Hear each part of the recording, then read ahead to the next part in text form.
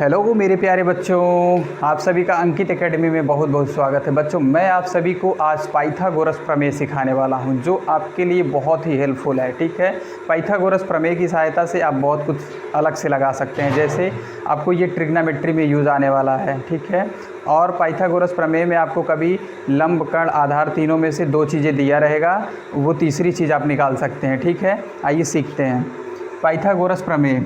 Pythagoras जी एक बड़े mathematician थे। उन्होंने समकोण त्रिभुज के लिए कुछ रूल बताया था।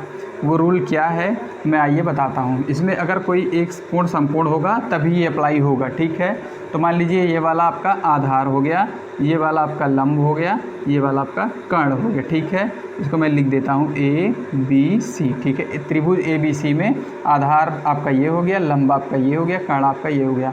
तो मान लीजिए आपको कुछ ये एंगल दे दे, ये मान लीजिए आपका हो गया 6 हो गया। ठीक है, और ये आपका 8 हो गया। ठीक है, तो अगर आपसे ये पूछ ले तो मैं यहाँ पे आपको बताता हूँ। पहले फार्मूला में लिखता हूँ। ठीक है, फार्मूला क्या होता है? फार्मूला होता है कि कर्ण का स्क्वायर बराबर होता है लंब के स्क्वायर के प्लस आधार के स्क्वायर के बराबर होता है। ये फार्मूला आपको ध्यान में रखना है। ठीक है, इस फार्मूले की मदद से आपको क्या होगा, यहाँ पे 3 चीज़ें हैं, कर्ण, लंब, आधार। ठीक है, तो आपको 2 चीज़ें अगर दी रहेंगी, तीसरी चीज़ निकल करके आ जाएगी आसानी से। जैसे इसी क्वेश्चन में देख लीजिए, आपको क्या करना है, लंब का स्क्वायर कर देना है।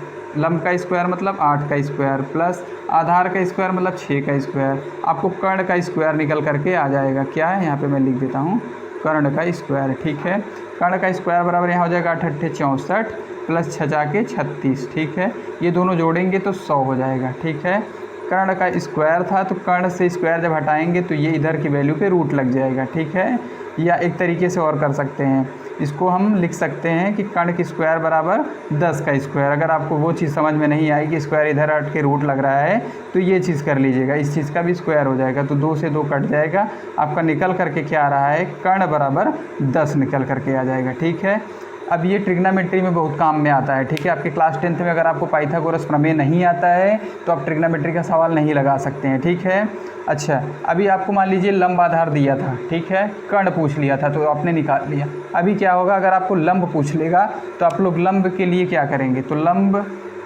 एक सेकेंड,